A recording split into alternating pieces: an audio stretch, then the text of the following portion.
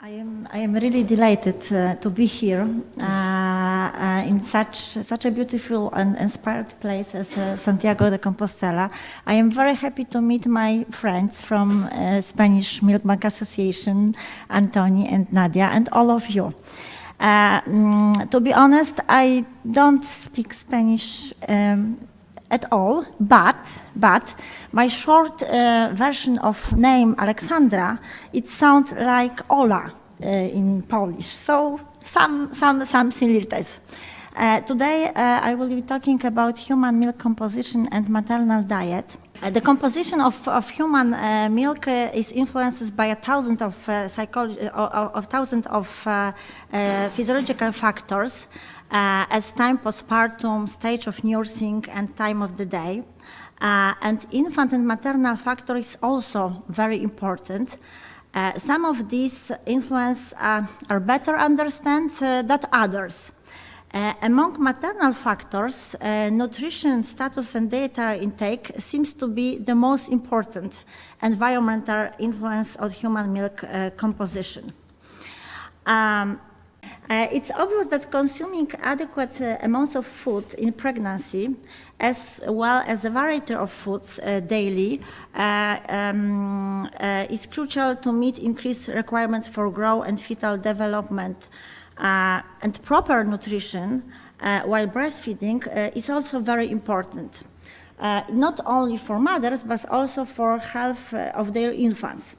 However, there is not enough evidence in the literature of the extent to which maternal nutrient status affects human milk content and how much this relates to infants.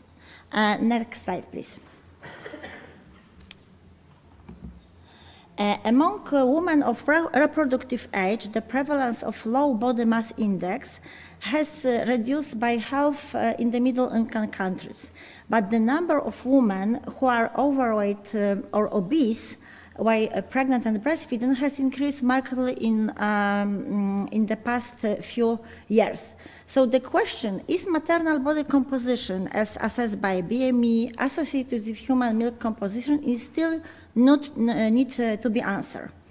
And older studies have found that maternal nutrition status was not associated with human milk volume or milk energy content, not even in very thin mothers.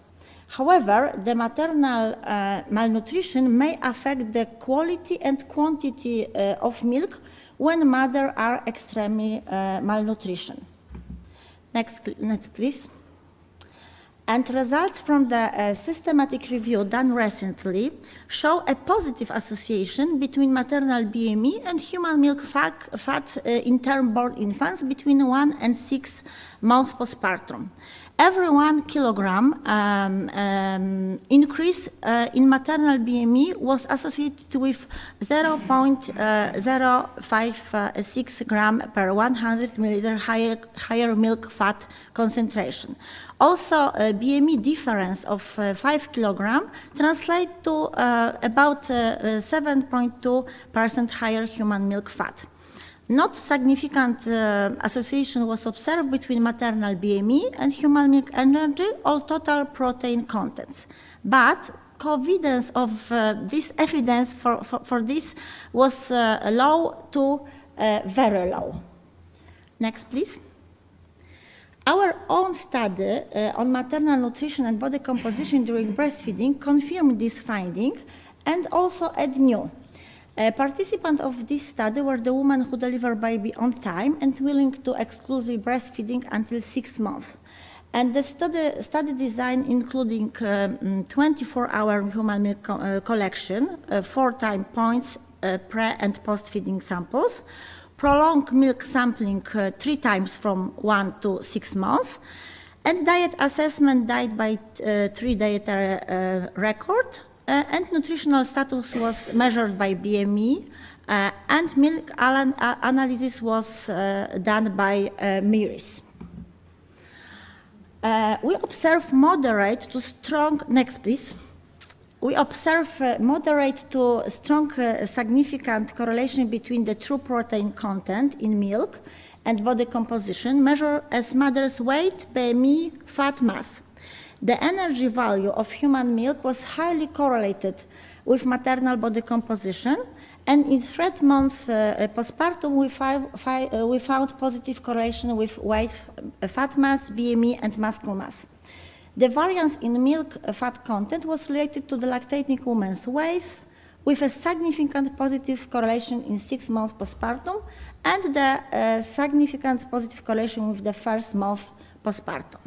Next, please. Currently done a systematic review of 55 publications on maternal dietary intake, nutritional status, and macronutrient composition of human breast milk brought very inconsistent results. Energy composition is 67 and 54 of the studies reported association with maternal nutritional intake and nutritional status respectively.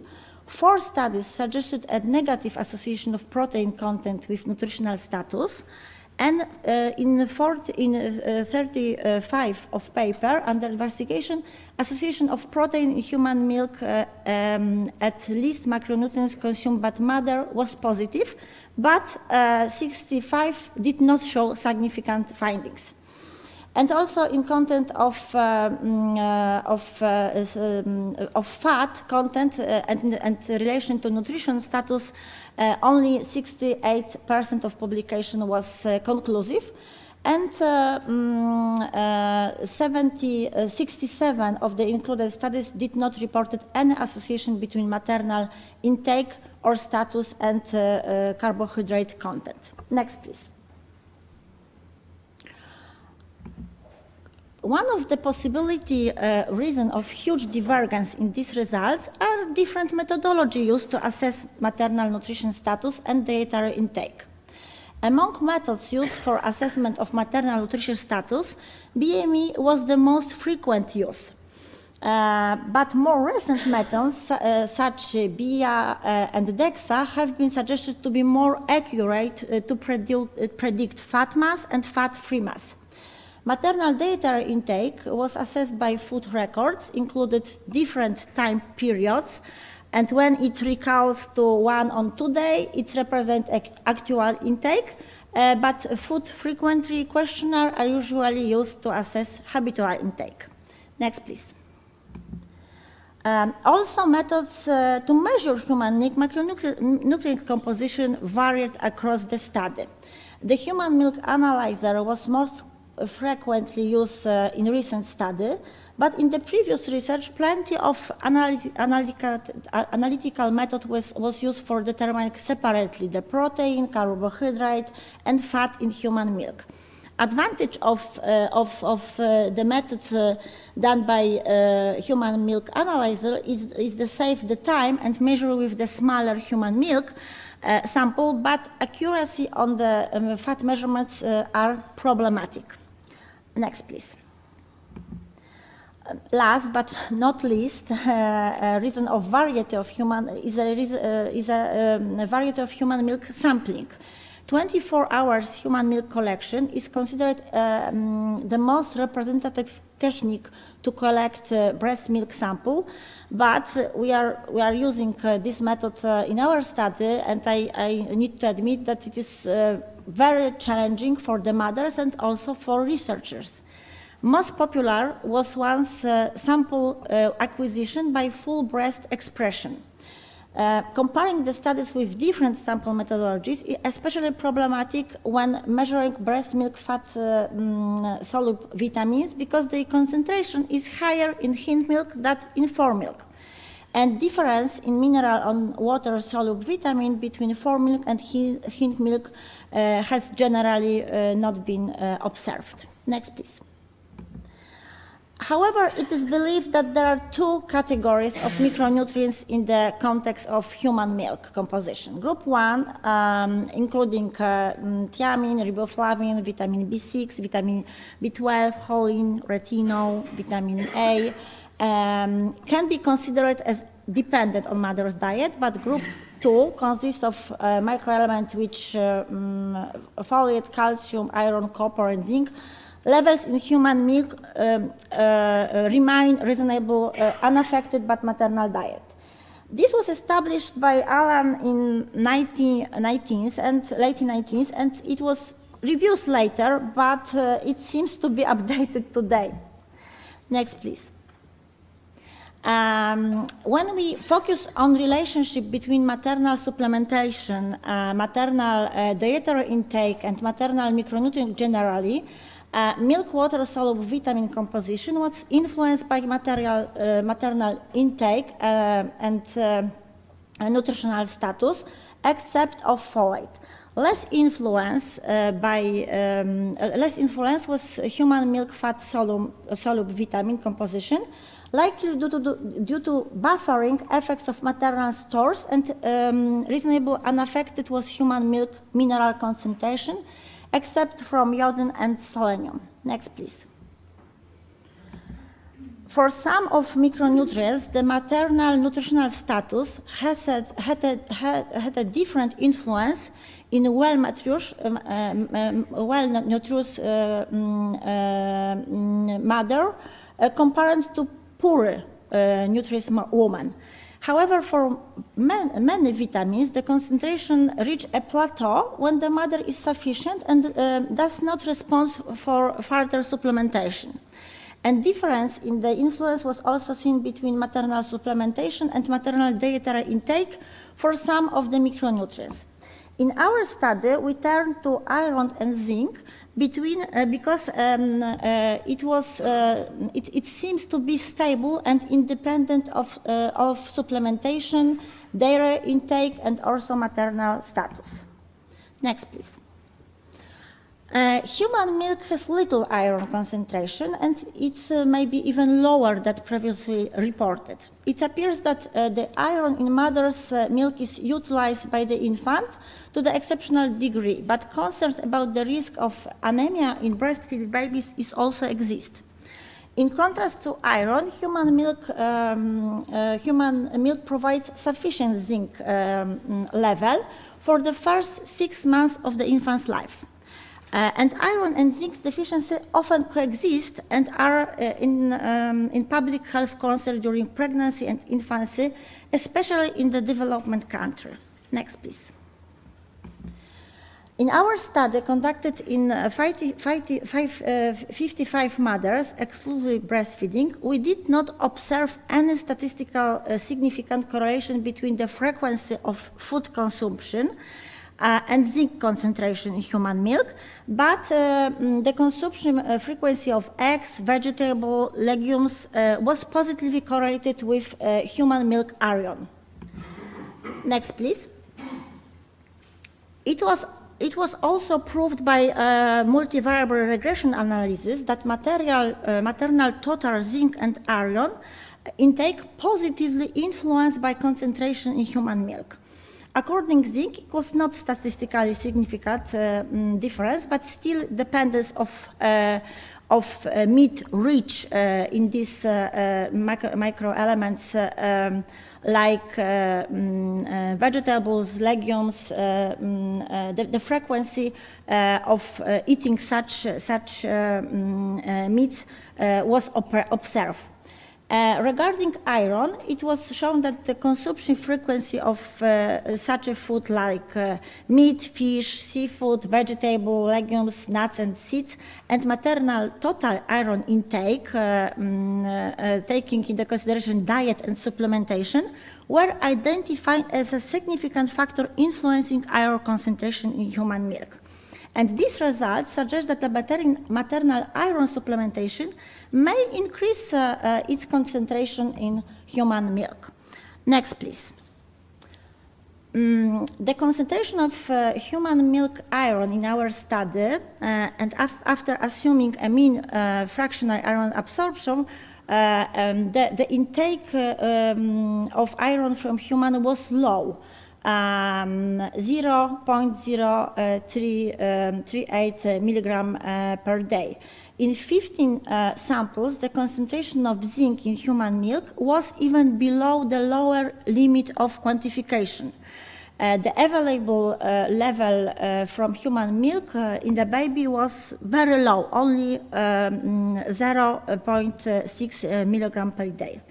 Iron supplementation did not appear influence the level on zinc concentration based on our results, and also body fat mass, percentage of energy delivered from proteins, and total zinc intake were revealed to be significant factor influencing zinc concentration in human milk.